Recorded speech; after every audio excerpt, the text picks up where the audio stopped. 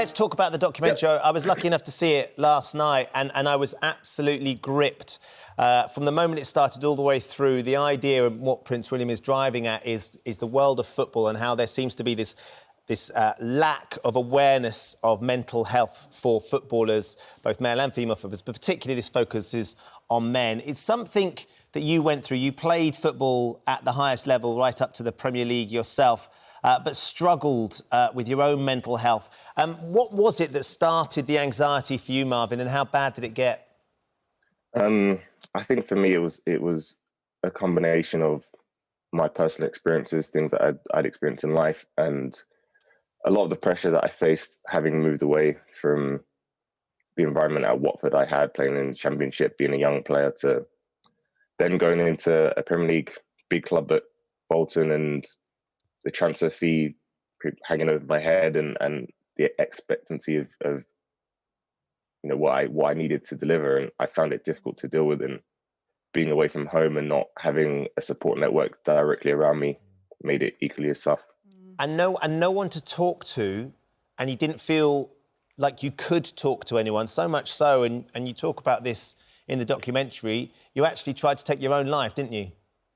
I did, yeah. And I've been very open about that experience and my whole experience with depression and a suicide attempt as well, because I think it's very important to see that you can overcome it, you can get to a better place. I was in a very, very dark place and a deep hole, and where I'm in life today, I'm a very happy person. And every time I have this discussion, I say that negative experience, that whole period of time in my life kicked off a sequence of events that have led to me becoming a lot happier and have led to a lot of positive things in my life. So, it was a dark cloud, but there was a massive silver lining. And how have you got to this position then? What work have you done? Did you go to the doctor, your GP? Did you do therapy? What have you been doing then, in a way, because obviously depression is something that doesn't really ever go away. You just have to learn to manage the signs and, be open with your family and friends about, I think it's on its way, bear with me. Yeah.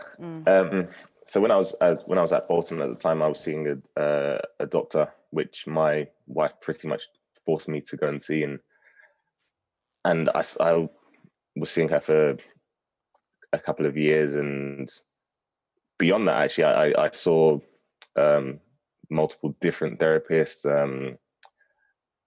performance coaches, because I thought it was to do with the footballing side of thing, and I didn't really understand it as much as I thought I did. And I think for me, one of the biggest things that helped me was initially starting to write and write poetry, which was a big thing for me because it helped me to get my emotions out and to be able to see them down on paper. I was able to look back and reflect on certain moments and certain emotions and feelings. And beyond that, I was then able to share that with family and friends because I wasn't a big speaker as men notoriously are. We bottle things up, we keep it inside, and we don't want to share things with our family and friends because we don't know how to. We don't know how to be emotional and how to,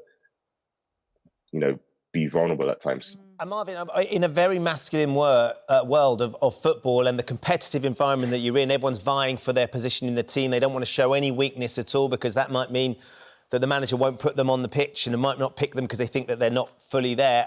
What were your teammates doing? What was their reaction? Because even the idea that you started writing poetry, I'd imagine, would have been quite an interesting topic of debate within the changing room.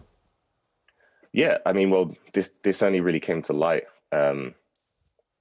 just a couple of years ago after I did an interview with a great guy called Don McRae. And that was the first time I really opened up about my writing and my experiences with depression. Beyond that, before that, it was just, I just carried on as normal. And again, that's what we do. We go to work, we put on a mask and we pretend everything's okay. And then we come home and we let the vulnerabilities out. And over time, it can eat away at you, it can chip away at you. And I got to a point, of course, where I didn't want to continue to live like that. And I made the decision to try to change things, change the way I saw life, saw myself, saw my relationships, and just allowed myself to be vulnerable. And we saw you there connecting on a very sort of human level with Prince William. What was that like for you? Were you a bit intimidated, you know, when you knew you were going to have to sort of, not interview him, but you were going to talk to him? And how was the experience for you? Were you surprised that he opened up so much? To be honest, I didn't actually I've not actually realised how big a personality is until the last couple of days, really. I before the chat, I had a conversation with the producers, and they said, you know, don't be nervous, ask the questions that you want to ask. And I said, to be honest, I genuinely just see it as a conversation between two dads, you know, people that are from two different worlds, but at the same time, we're still parents. And the experience of being a dad is not one that is, you know, often spoken about a lot. And see, being a mother is you know, it's a lot more difficult, but, you know, it's being a parent anyways is a hard thing to do. And fathers can often get forgotten in that. And I wanted to find out about his experiences to see if they match up to mine. And, you know, we had a great conversation, and I didn't really think about the fact that he was, you know, the Duke of Cambridge and you know, The future king he's is gonna what you're be trying to say. I didn't. You had a general it never really cozy crossed my chat with the mind. future king. I mean, all in a day's work. Marvin, I'm intrigued. I've had a similar chat with many years ago with Prince William, just after George was born, and he was very candid and open about an incident that happened at the christening, which was a very fatherly chat about dirty nappies, and you just kind of, there's something very down to earth and disarming about him. Yeah. But I wonder if you could go back to young Marvin, who's about to embark on his footballing career, and there'll be lots of young footballers out there right now who are perhaps bottling up how they're feeling emotionally. Do you think you might have been more successful, and you were very successful anyway, but more successful as a footballer had you been able to connect with your vulnerabilities and being more open about that? And what would your advice be to young footballers out there who are perhaps struggling with this because they're concerned about being seen as weak or vulnerable, and the difference it can make to them if they embrace some of those vulnerabilities, because it can make them stronger? That's a very good question. I would look back and say, try and stay true to yourself. Don't get sucked into the industry and the kind of things that people expect of you in the negative sense of things, and be honest, ask questions.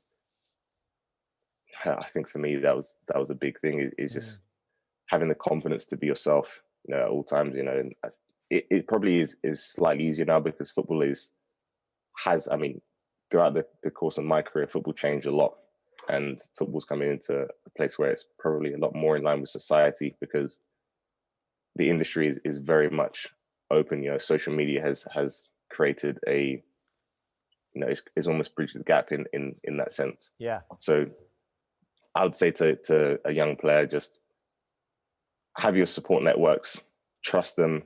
You know, the people that love you are there for you. They're always going to be there for you. So be able to make sure you're able to have these conversations, because you're going to have ups and downs. Every single football player on the planet has had ups and downs. You know, you just need to have the support network there to help you manage them. You know, as my old manager Sean Dyche always used to say, don't go too high and don't go too low. And you know, that's something that is applicable to life anyway. But you know, football being such an intense roller coaster, you know, condensed into a short space of time, I think that's so applicable.